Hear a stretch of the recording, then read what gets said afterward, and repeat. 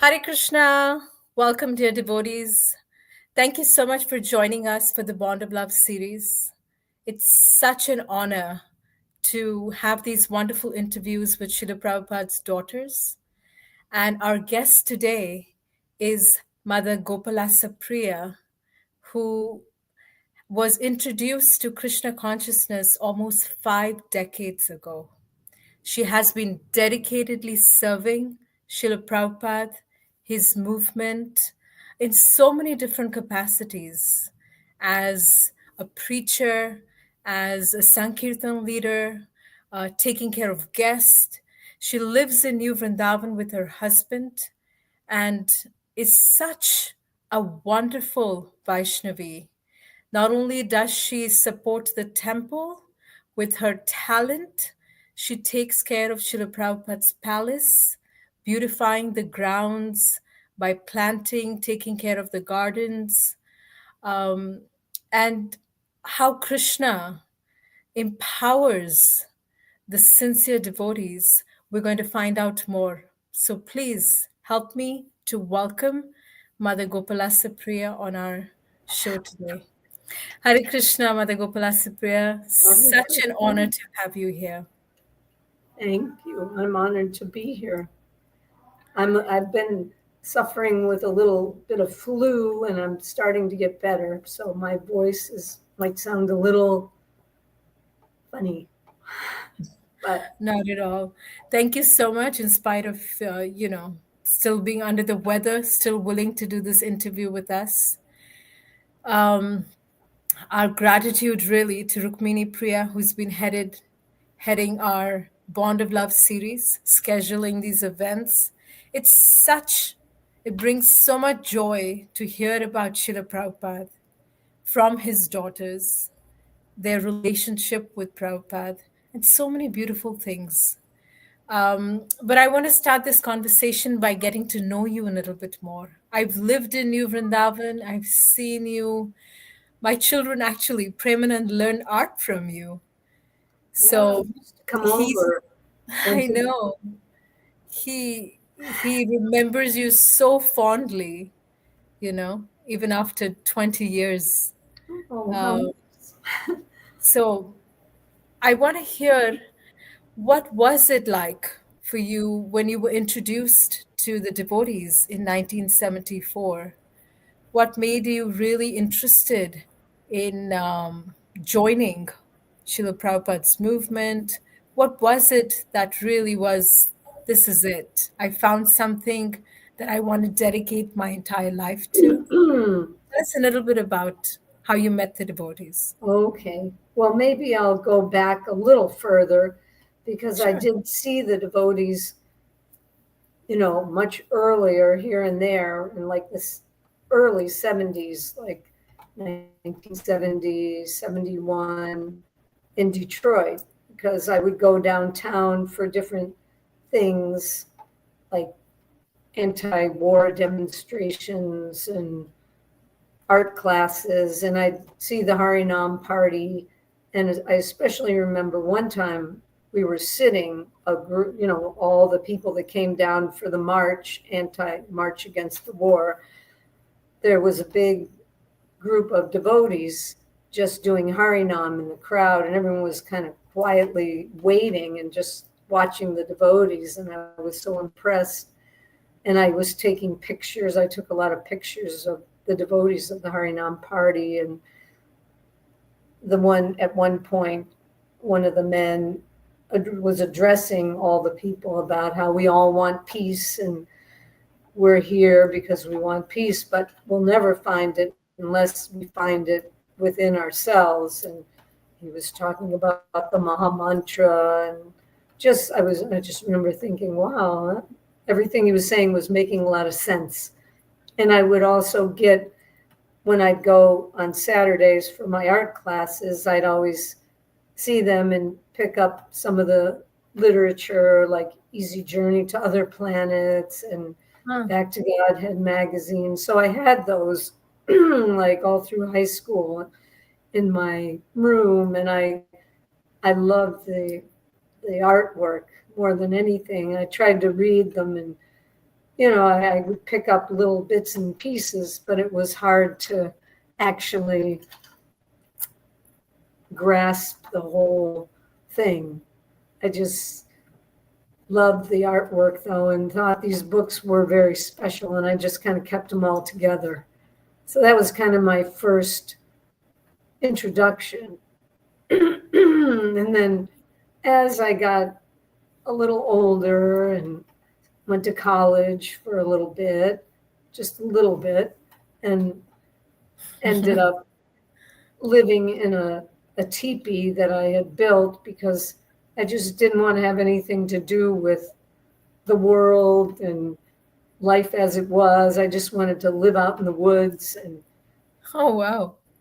I experienced, my dream come true, but it actually turned into a bit of a nightmare because it's still in the material world and things happen. But then I had moved to West Virginia actually with this teepee because I met someone who had some land there. And then I ended up going back to Michigan, where I was from, and living in the teepee with friends who I had known in Ann Arbor, and they had gotten like a little piece of property to live on, not that we owned it or that they owned it or anything.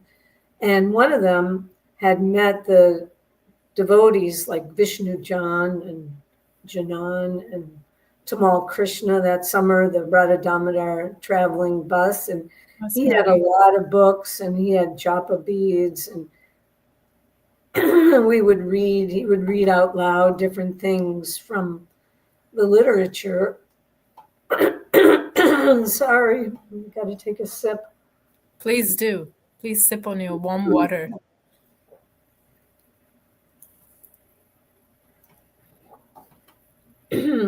Hope that helps. So I was, and also one of the other people that lived in there with us had a brother that lived like 5 doors down from the Ann Arbor Temple that had opened up that summer of 1974.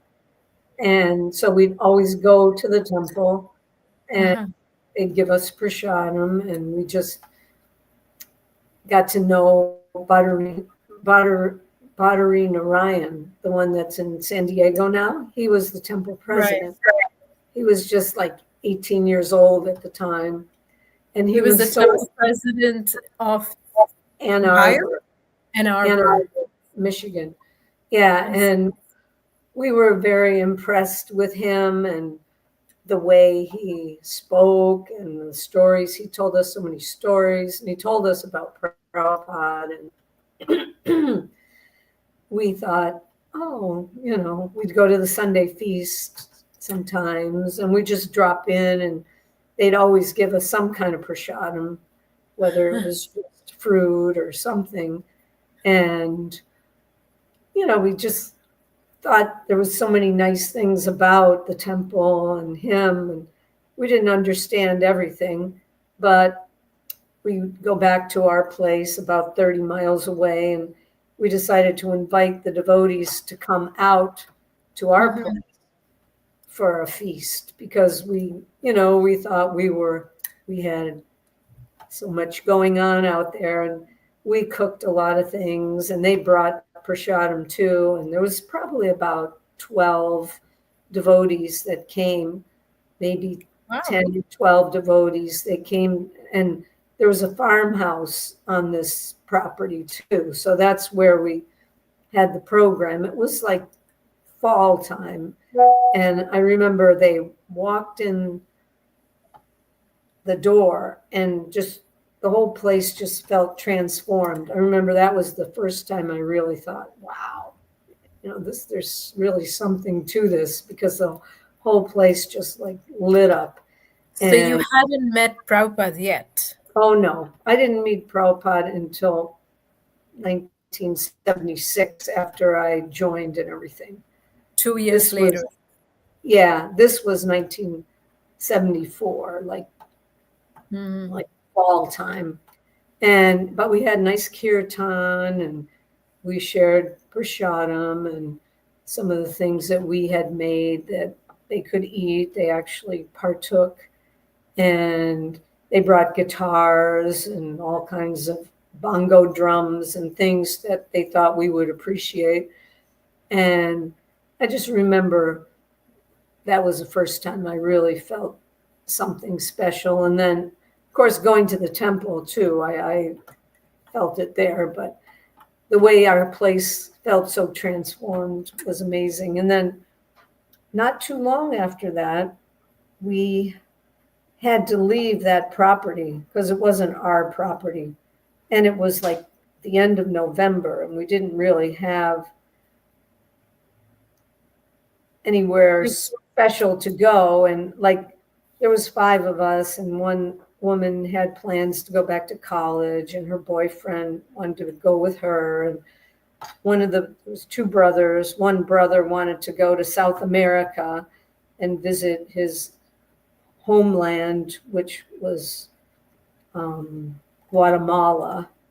And the other person and I just wanted to live on a farm off the land somewhere. And we were going to actually hitchhike after. Well, first we decided we'll all go visit the Hare Krishna farm, because when Badri Narayan came to our place, they really got into showing us pictures and telling us all about the farm they had in West Virginia. Oh. And I was like, oh, I was just in West Virginia, because that's where I had my tipi set up. And, they told us so much about it. And there was Back to Godhead article with beautiful pictures of the farm and the devotees and all the activities back then. And it was so attractive. We thought, well, let's go there and check it out. So the 5 of us, one person had a van, and we drove down, and it was really cold. It was like end of November, beginning of December. And we were going to stay a few days, but we ended up getting snowed in. Oh. And we had to stick around for like over a week. And we all had, sorry.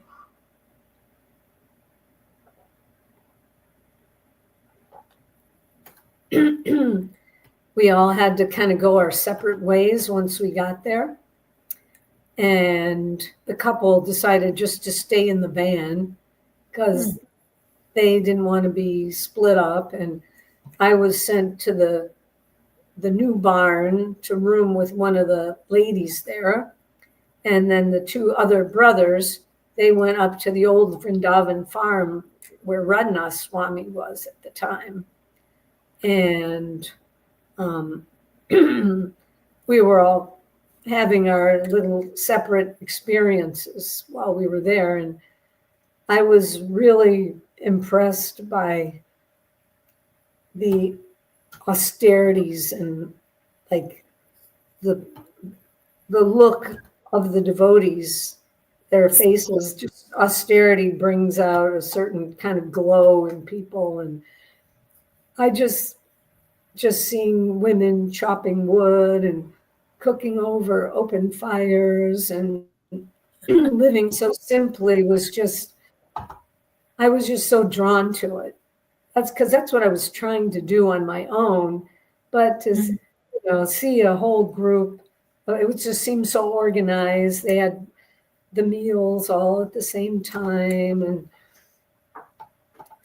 a lot of people might not have been drawn to that, but for some reason I grew up in such a comfortable, cushy kind of suburban situation and never wanted for anything that, I don't know, I just felt like I wanted to learn how to survive. Yeah. So I don't know, I was just real attracted. But anyway, at that time, after it was, the snow had melted a bit and we were able to move on, the person I was going to go hitchhike with and travel down south and visit some other farms that we knew about, he had just decided, I think I'm going to stay here, you know? Was it Nityadita Prabhu? Yeah, it was Chodita Carlos at the time. But he said, he just felt like, I remember him like looking at some of the prasadam and saying, I could live on this. And he just loved it, and being with Radhanath Swami and everything is probably so wonderful.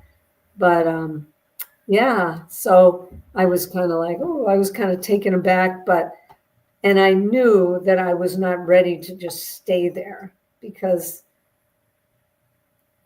I just didn't know that much about it. And I felt like in a couple weeks, I'll probably be feeling like, I can't stay here, get me out of here.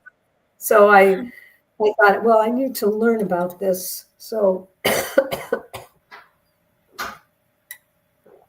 I went back to Ann Arbor and just moved in with a friend into a house with a bunch of young people and just decided that was what I was doing. I was just going to learn about Krishna consciousness and go to the temple and start chanting. I got my japa beads when I was at New Vrindavan. Mm-hmm. Or after chanting the first round in the van on the way out of there, I was like, I just immediately got a taste for chanting, and they told me I should never decrease. I should chant at least one round a day, and then when I feel ready, I should increase and chant 2 or 3 or 4. And so that's what I did. I took it really seriously, and I was really chanting. And So this was back in Ann Arbor. yeah, back in Ann Arbor. Where did you meet Srila Prabhupada? Okay, well, I didn't meet him until he came to New Vrindavan in 1976 in the summer. So you moved back to Ann Arbor and then you moved back to New Vrindavan? Yeah, right. I finally, was up to chanting like 11 rounds every day and feeling that my friends were having a hard time relating to me. I thought everyone's going to want to do this. I was really encouraging everyone and even had a program at the house I was living in, thinking it would be kind of like the one we had in Ann Arbor. And the people were into the kirtan and were dancing and enjoying the prasadam, but they felt like they didn't appreciate being preached to. They felt like, plus it was a little different. There was just one devotee that came and he was showing a video and stuff, but I was enjoying it. But anyway, after about, and I would go to the temple after about 6 months. In March, I think it was, I decided, I think I should just move into the temple. I remember telling one of the people in the house, and he said, yeah, I think you should just move into the temple. So I did, with the idea that I would eventually go to New Vrindavan. I just wanted to learn all the prayers, and because in New Vrindavan, you were kind of a bit on your own, but there I could take the time to study and read the books and know all the prayers and songs and everything. So I finally, You moved into the Ann Arbor temple. Yeah, I'm in the Ann Arbor temple now. I see. And actually, I remember the Radha Damodar party came through, and there was a thing about women. They, at that time in 1975, that they had this idea that women shouldn't be around all the brahmacharis. It was like the most wonderful thing. I think it was Drishta Jumna Maharaj led the most beautiful kirtans and gave the greatest classes. And after a couple of days, they said all the women needed to go to Detroit. And I remember crying and like, I didn't understand. And I remember overhearing him on the phone in the other room saying, yeah, the women, it's small, and the women control the temple. Because there was 2 women there that were pregnant, and their husbands husbands were doting on them. They were very pregnant. And I just didn't get it, what he was talking about. And I had started having doubts and everything. But Rodney Narayan encouraged me just to go to Detroit. He drove me there. And then he started saying, actually, you should go to New Vrindavan. There you can ride horses. And I don't know why he said that, but because I had a lot of energy and there wasn't really a lot to do in the Ann Arbor Temple. I would go out and purchase flowers and clean up after prasadam and put everything away.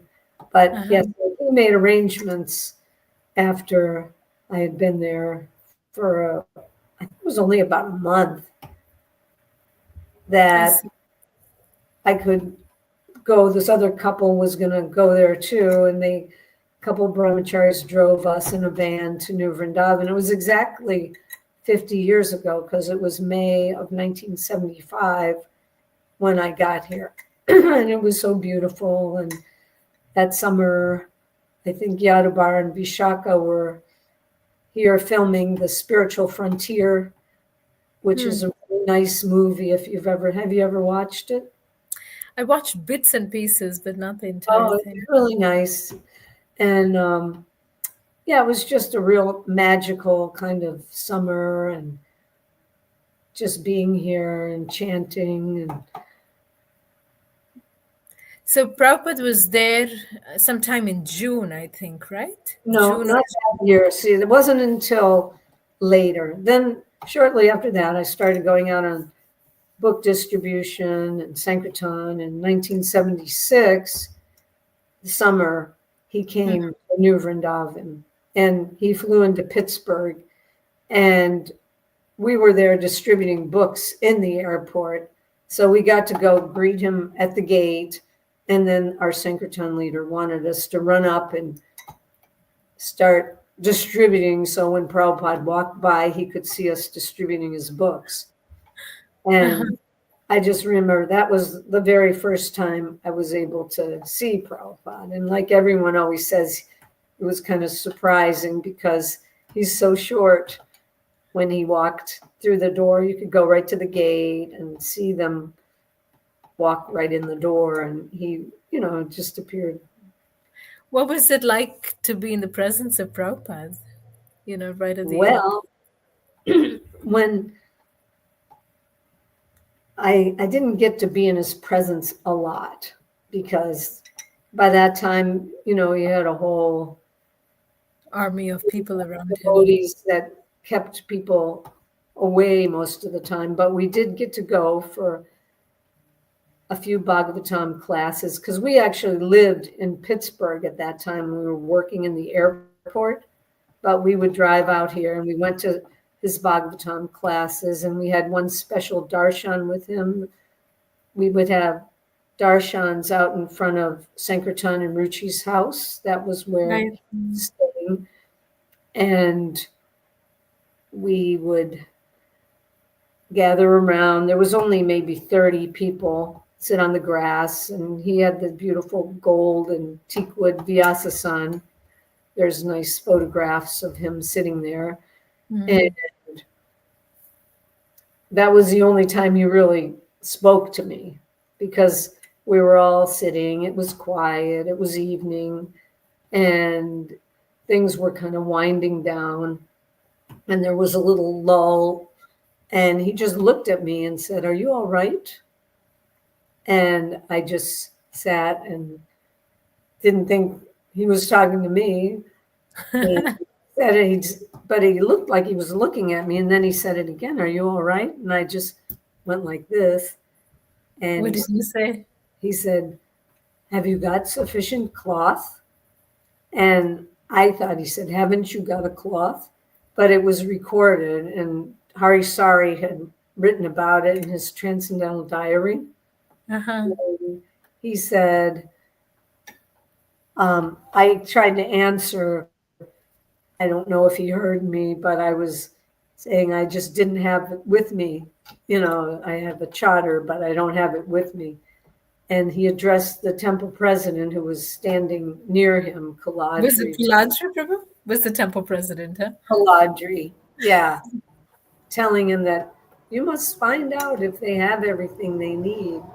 The women, they will not ask, because back in those days we didn't have much, and we didn't have a gift shop here or a place to go buy things or any money of our own to use in that way. So he said, you must ask them once a month if they have what they need. Hmm. And he was talking about how women need to be protected. And he talked about that for a while. And so that was, it's been described in a few different places. I saw a little book with an article, I don't know, it was on the back of the book about devotee care. Somehow the devotees found that story somewhere. So that was my big exchange with Prabhupada. And I just was feeling so touched and thankful that he spoke to me. But And he actually cared. yeah, yeah, He right. actually That he cared. was concerned about us, because especially that was a time when it started to be a thing where women were kind of looked down on by especially brahmacharis and sannyasis. And I think they even talked about sending all the women to Australia or I something think like that. China. China? China. Oh, I That's thought it was Australia. But that's then Prabhupada said, no, but I think you should go to China. that's what it was, I right? think that's You how knew it China went. was involved somehow. Yeah. Yeah, so he ended up going to China. So I mean, from what I see that, you had your doubts. And I mean, you moved to New Vrindavan, moved back. You weren't really sure if you wanted to be a part of the community. What about Srila Prabhupada really convinced you that you wanted to dedicate your life? yeah, Uh, and even after all these years, you yeah. When I was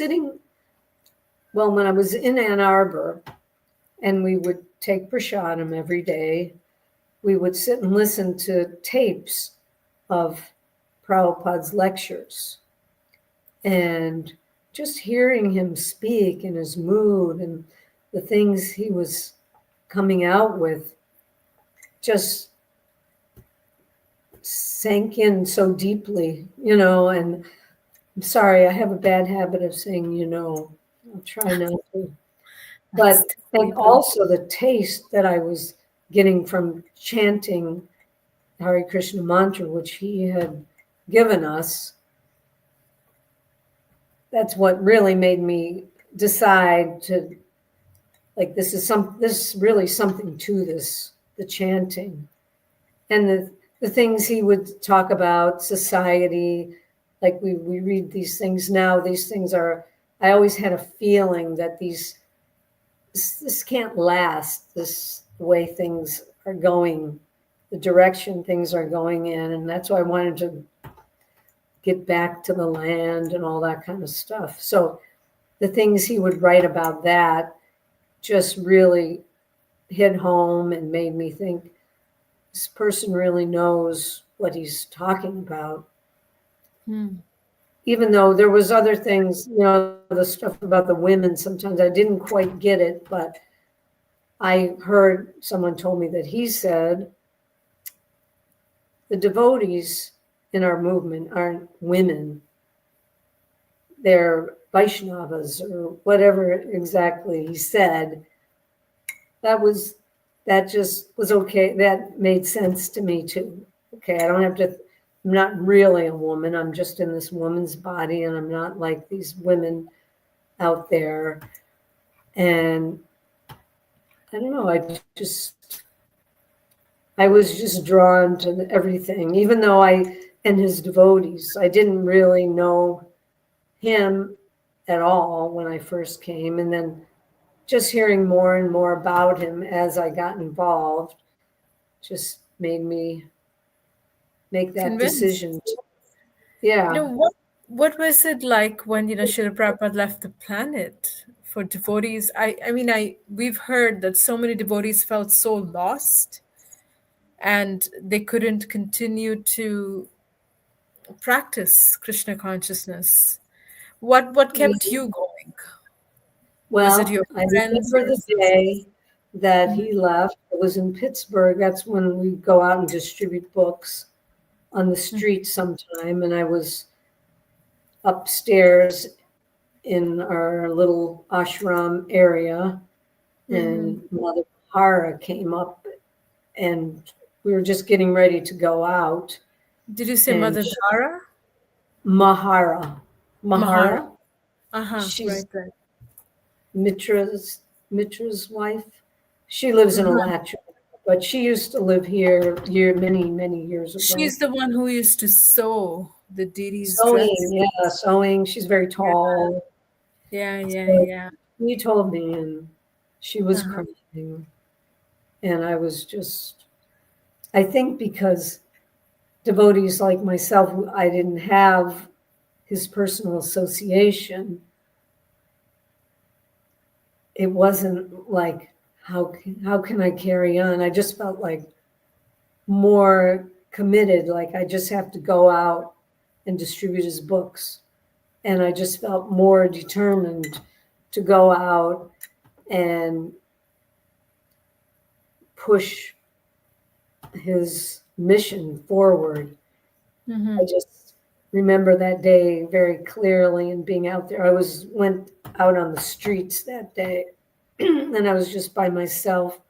I think she went to the airport, and I was just out there distributing books and feeling really emotional and really like how important it was to just keep going. Wow. And because I didn't see him regularly, my life wasn't that different. I But spent very little but time with him, so but it looks like your faith actually strengthened and you became even more committed yeah, to at wanting that to please. time, yeah. And then we had our whole community here, which was at New Vrindavan. Even though we were in Pittsburgh, we were still really connected to New Vrindavan. Mm-hmm. And it was like a big family back then. Mm-hmm. We all knew each other, and So the Jagannath deities were in New Vrindavan. I mean, were in Pittsburgh, right? not at that time. The deities that we had, it was a very small temple. And the only deity we had, first we just had the Panchatattva picture. Uh-huh. The Ann Arbor temple had too. We had a lot of temples just had a big painting of the Panchatattva. But someone came through with a little deity of Lakshmi Nrsimhadev that they said were installed, some devotees, and they wondered if we would take care of them. So we started worshiping Lakshmi Nrsimhadev there, and they're only about this big. And Uh-huh. they're on the altar here at New Vrindavan now with the big Prahlad Nrsimha. So Wow. I dress them, and they're really beautiful too. They're brass and very intricately carved and real beautiful. So it's always nice to dress them, and I always think about Pittsburgh when I do that. So yeah. Beautiful. What other things do you remember about how Srila Prabhupada, um, he adjusted? He was just such a visionary, and he adjusted his instructions according to time, place, circumstance. Did you have any experience of witnessing that Well, amongst your friends? yeah. I mean, just the way you would hear how in India he didn't it wasn't acceptable for women to become part of like an ashram, or just that he was allowing women to be just as Dedicated. involved as the Uh-huh. men were and take Brahmin initiation. Actually, I took Brahmin initiation in Mayapur when he was there in 1976. Yeah, So you got first and Brahmin in no, 1976, both I got together? I got first in 1975 at New Huh. Vrindavan in November. I After see. being at New Vrindavan for 6 months, that was kind of the standard. After 6 months, uh-oh. After 6 months, you would just get initiated if you seemed like you were taking it seriously and being responsible devotee and chanting your rounds. So I got my initiation at New Vrindavan at the end of 1975, but it just was through the mail. Prabhupada wasn't there. They just sent the names. There was only a few of us. It was just a very small How did ceremony. you take your vows? Oh, well, there was a fire ceremony with Kirtanananda Swami, That's right. and he chanted on the beads and gave them to us. So it was real cold. It was the end of November, and I just remember, uh-oh, my cat is bothering her. And that's okay. Um, let's see. Yeah, I just remember at that time thinking it was a very sobering experience. Like I was just feeling how serious this is. It's not Hmm. some small thing. But yeah, and then that became 1976 and doing the book distribution and everything. And I got So a chance. had you traveled to India before that, or you went to No, Mayapur for the first yeah, time in 1976? right. So the Sankirtan leader, uh, you know, gave a few of us a chance to go to Mayapur and Vrindavan. And Prabhupada was there, and he wasn't in Vrindavan when we were there, but he was in Mayapur. And I remember Mother Nirmala, she was one of the devotees with us. She came up and said that they thought I was ready for second initiation. It was like Gaur Purnim time. Wow. And so I was able to get my second initiation there. And Prabhupada, he was not well, so he wasn't at that fire ceremony either, but Achyutananda Maharaj did the fire sacrifice, and we went upstairs and got the Gayatri mantra. We had to listen to it on headphones, but we got to see Prabhupada. He would come down every morning and come in the temple. Was being carried on a palanquin, Hmm. and we'd come running down we were all cooking down the road at some little kitchen area, and it was just really remote back then. Mayapur, it was just fields and few buildings. The long building was there and the temple, but not much else. Hmm. And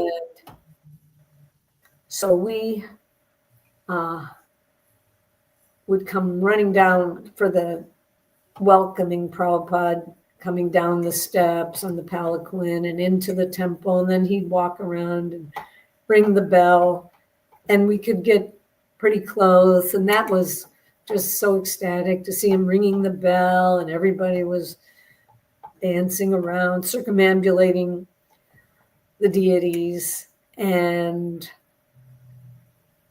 also during that time, he was giving Bhagavatam lectures, and we sat and listened to his classes. And then the best thing, like one of the nicest memories I have, is they had a Pandal program, and big Vyasasan set up for him in the rear.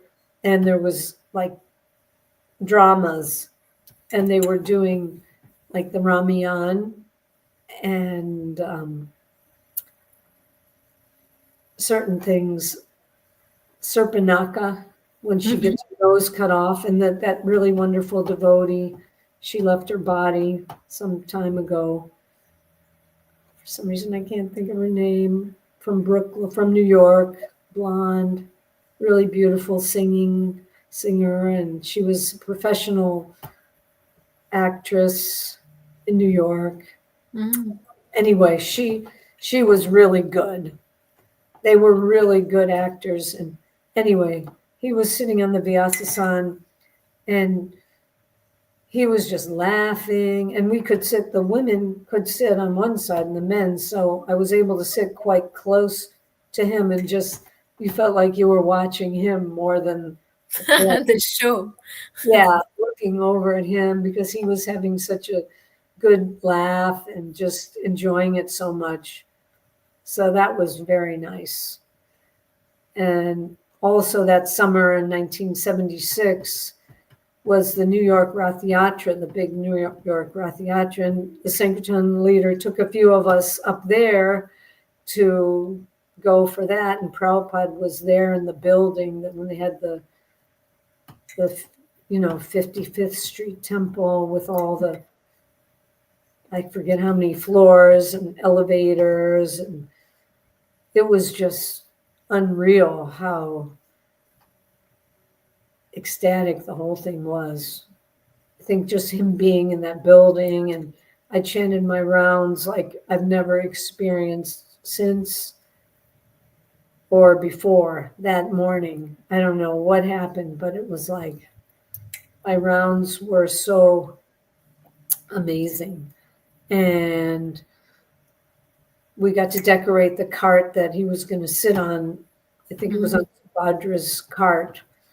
So that was a very nice experience. And then he also went to DC that summer, so I got to see him in DC and be in the temple for Guru Puj and listen to his class. And he went, and that was like they had big fireworks display because it was the 200th anniversary of America or something. So we went out and distributed books, and then when he came, we went and watched the fireworks and got to see him there too. So those were basically the only times I really got to see him or be with him. Well, So, but I see that, your connection to Srila Prabhupada was also through his, you were really good friends with devotees that spent a lot of time, like even Mother Malati. oh yeah, And I didn't know her back then. I've become, yeah, getting to know devotees like Rukmini and even Shilavati when she was here, right, right. and Yeah. Malati, who has like a new story every single day. And yeah, just being friends with his earlier disciples has helped me gain a lot of appreciation too. And just the whole life that he gave us Mm-hmm. is just so attractive to me. Right. Just like the four regular principles. I'd Mm-hmm. never heard anything about that or like that growing up, just feeling like that's what you do as you get older. You get intoxicated, have illicit sex. And I was not enjoying any of that. And when I heard about the four regular principles, that was another thing that was like, wow, I like that. I'd like to be around people that live like that and not have to deal with all this craziness. Wow. So, You were such an expert Sankirtan leader. I mean, I've heard wonderful stories of how successful you were as a Sankirtan leader, and so many other services that you do. Even with the guests and the beautification of Prabhupada's palace. You've always put your heart into anything that you have done. How did you feel that Srila Prabhupada, did you feel encouraged by Srila Prabhupada's instructions in his lectures? What gave you the well, I just want to say one thing. I wasn't really a Sankirtan leader. I was a Sankirtan devotee, and I just went out there every day and just tried my best. And we would always memorize verses, like in between people. We had little books back then and wrote down Bhagavad Gita verses and Chaitanya Charitamrita verses, and it was so just, in between distributing and yeah, as you collecting? were walking around parking lots, when you were not so much in the airport, because there was Mm, always people. Well, people. there was always lulls in between people. So you memorize your verses, and just everything he gave us just convinced me that I wanted to continue living this kind of life. I remember my father would sometimes say, "Are you sure you want to keep doing this?" Or because I always had a close relationship with my parents, even after Yeah, I I met got your mother. involved. Yeah, they at first my mother was so worried about me and everything, but then because I came to visit them and they came to visit me, they could see how happy I was. And Hmm. but they would sometimes ask me, like in the 80s, things started getting a little funny around here at New Vrindavan. And he just he had a hard time understanding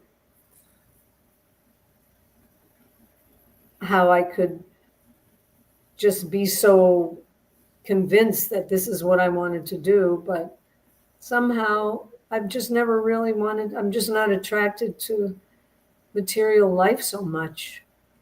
And I love doing like the opportunity to just take care of the grounds around the palace and the temple. It's what I don't know. You've I'm just always been connected to nature, and I think that was your really the simple living, high thinking was right. your selling point. That was um, even before I became a devotee. That was when I lived in that teepee that summer by myself, was the Right. first time I ever had the experience of praying. Because I was brought up, my father, I think he was kind of agnostic, Mm. but I could help him get a feeling for God or for Krishna. He actually was reading Prabhupada's books too, because he wanted to understand as much as he could about what I was into. So, Oh, he ended up reading Prabhupada's books. yeah, like he wanted to read everything he could about Krishna and also Krishna's um, Krishna book. Like when he left his body, I was reading Krishna book to him about how Vasudev was preaching to Kamsa, why should you be so afraid of your death? Your death has been born along with your birth, and like a beautiful description of death. So I was so thankful that I was able to do that for him and chant, because none of the other people that were around in the hospital had any idea what to do. And they were all just, and I didn't really know exactly what to do, but I knew if I just chanted and read some Krishna book to him, it would, it would be, Benefit. yeah. So, yeah. And it worked out very well. It was a real beautiful moment when he actually left his body. It seemed like he looked up and saw something beautiful. Wow. Wow. Yeah. So anyway, yeah. So I'm not sure. I That- wish I had more stories about Prabhupada, but No, your just life is so inspiring. You know, when devotees are able to take those few association, physical association, and it's not always about physical association, it's about how you've been connected to Srila Prabhupada through his instructions, through his lectures, through his teachings, and through his closer disciples, that you've gained the strength to not only practice Krishna consciousness for an extended entire life, but also inspire so many others. I mean, we have so much to be grateful for, but I wanted to ask you, what are you most grateful to Srila Prabhupada for? well, I just I think I'm just grateful that I've been given this opportunity to live this life amongst his followers and be inspired in so many ways by what he gave us. I mean, it's just everything is just like my life. Like when I go to visit my family, my cousins, and they're happy with their lives and everything, but Mhm. I'm just so thankful I don't have to live that kind of a life, just watching TV every night and eating what they eat and just shopping. And I mean, we all have to do some shopping, but it just seems sort of empty and To not have a having the knowledge. Like my cousin recently, just a few weeks ago, left her body at 75, and I was able to go and chant with her a little bit when she was in the hospital, but it just seems so sad in a way when you don't have the knowledge that we have and feel like it's just another step forward, or we're just fortunate. I'm sometimes I'm not so articulate, but I'm just thankful for everything I've learned and everything I have, and if it wasn't for him, I wouldn't have any of it. So I'm just thankful for that. That is so beautiful, Mother Gopa. And, we as second generation to say, we feel connected to Srila Prabhupada through all of you, through all of your experiences, through your sharing.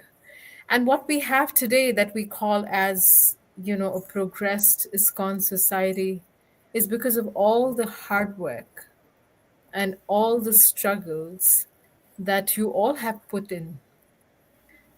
The temples Yeah. we have, the association we have, the recognition we have, is because each and every one of you have sacrificed so much to provide all of this for us.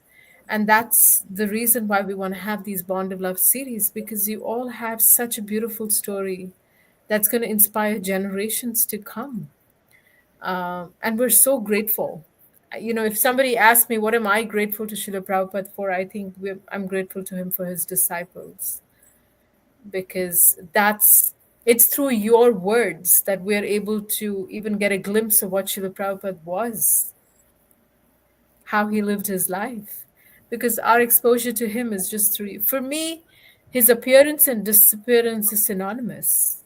I mean, as soon as, for me, it's pretty much not different, because when I was born, he had already left the planet.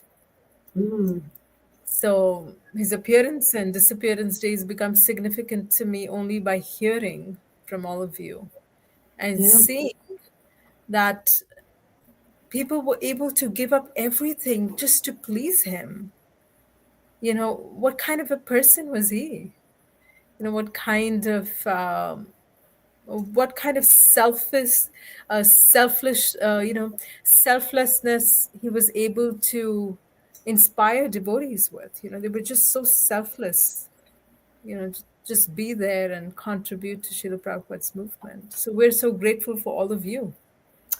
Well, And I always feel like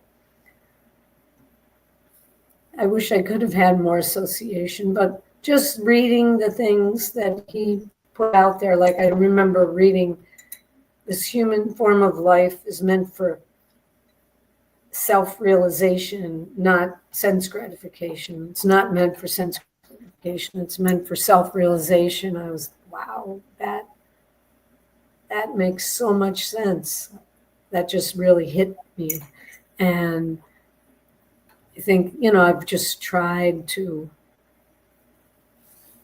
keep that going, even though as I've gotten older, I was so focused. I think before I got married, and life was just so simple, and all we did was just work really hard and get our rounds chanted, and we lived in the vans, and mm, it was like our whole life.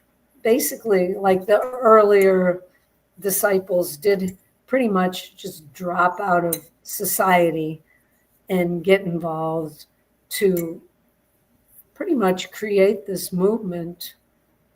And when I hear music from the late 70s and 80s, it's like I never heard it before. We didn't listen to pop music or go to movies, or we didn't really know much about even fashion.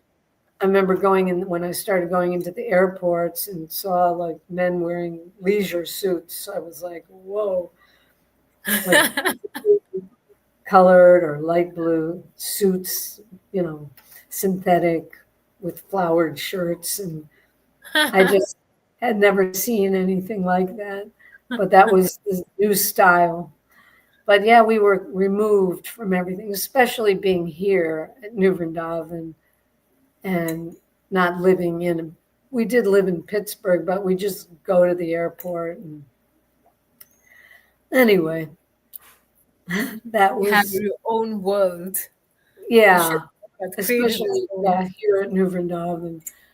But Right. yeah, so we did work hard back in those days, and things have changed. But I'm just amazed by all the young devotees and how they take Bhakti Shastri classes and seem so learned, and also maintain professional jobs and do so many things, and just are so knowledgeable about things that I have no clue. It's just a whole other era. And, Yeah, y'all did what was really needed at that point of time. There was so much service needed. The expansion of the movement was so important at that point of time. Now it's preservation and expansion at simultaneously. So on our shoulders, is the responsibility of at least preserving what you all have created so lovingly for Srila Prabhupada. And we're so very grateful, not only for this interview, but for your lifetime of service and for everything that you continue to do. So yeah. thank One you thing. so much. Well, you're welcome. I just wanted to say one thing that Sure. he just always said we should do everything with great care and attention. That's one thing that kind of sticks with me too. With the gardening, everything should be done with great care and attention. So we're Yeah. I winding think down. Radhanath Maharaj used to always say that love means attention to details. If you really love Right. someone, you will be attentive to every small detail to make it the most pleasurable experience for the devotees or Krishna or the Guru. And I witnessed with my own eyes you living your life like that. So thank you for that. That Oh, really, you. I'm I'm glad you so were. grateful, Mother Gopa, for this opportunity to be able to speak with you, hear about Srila Prabhupada, hear about your life, and for your years and decades of service to this movement. Thank you again for doing this interview with us. If I may request Rukmini Priya to please come join us right now. Hare Krishna. Thank you so much, Rukmini Priya. She heads our Bond of Love series, doing all the scheduling, uh, you know, all the dynamics that it takes to host interviews like this. So thank you again, Rukmini Priya, for Thank you for the taking. seva. I love this. I love doing this seva, and I love hearing from Prabhupada's daughters, and I'm learning so much from them. Thank you. And thank you to all our viewers for joining us. Please watch this episode, share this episode, and all the other episodes that we've had with different disciples of Srila Prabhupada. Um, it's really so enlivening. Like I said, we see Srila Prabhupada through your words. So we're really grateful. Thank you. Thank Thank you, you. everyone, for joining us. Hare Krishna. Okay. Hare Krishna.